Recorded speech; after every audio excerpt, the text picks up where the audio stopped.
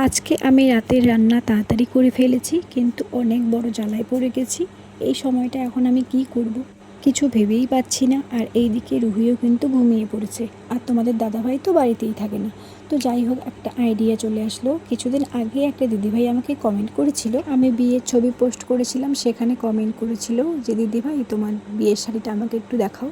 তো যাই হোক, সেটাই আমার মনে পড়লো। তো চলো আজকে তোমাদের সাথে সেটাই শেয়ার করি। আর হ্যাঁ, তার সাথে আমি মোহরের শাড়িটাও তোমাদের সাথে শেয়ার করব। আমার কিন্তু মোহর হয়েছিল 2021 সালে, আর বিয়ে হয়েছিল 2023 সালে।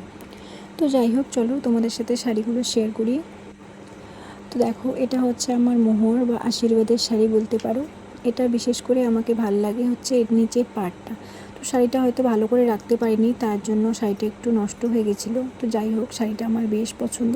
আর এটা তোমাদের ভাইয়া আর আমার ননদরা পছন্দ করে নিয়ে গেছিলো। হ্যাঁ জানি, আশীর্বাদে সবাই বেনারসি পরে, কিন্তু আমি একটু অন্যরকম পরেছি। তো যাই হোক, তোমাদের শাড়িটা কেমন লাগে অবশ্যই কমেন্টে জানিও। আর হ্যাঁ, এটাতেও কিন্তু একটু বেনারসি বেনারসি ভাব আছে।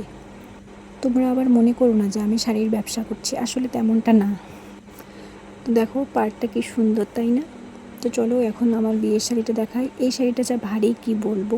এই শাড়ি যারা যারা পরেছো জানি, এটা অনেকজনই পরেছে, কিন্তু তখন তো আর বুঝি নাই, তখন এইটাই নিয়েছি। আমি অবশ্য নিজে গিয়ে পছন্দ করে নিয়েছি। এখন যদি বিয়ে হতো তাহলে এই শাড়িগুলো আর নিতাম না। এই শাড়িগুলো দেখি এখন সবাই পরে। আসলে আমার বিয়ের শাড়িটা আর মোহরের শাড়িটা দুটোই ব্লু কালার, সেজন্য আমার একদমই ভালো লাগে না, দুটোই একই হয়ে গেছে। তো যাই হোক, দুটো শাড়ির মধ্যে কোনটা ভালো লাগছে তোমরা অবশ্যই কমেন্টে জানিও। তো শাড়ি পরে অবশ্যই তোমাদের সাথে রিলস শেয়ার করব। তো তোমরা যারা ফেসবুক থেকে দেখছো আমার পেজটাকে অবশ্যই ফলো করো, আর যারা ইউটিউব থেকে দেখছো তারা আমার চ্যানেলটাকে সাবস্ক্রাইব করো। টাটা সবাইকে।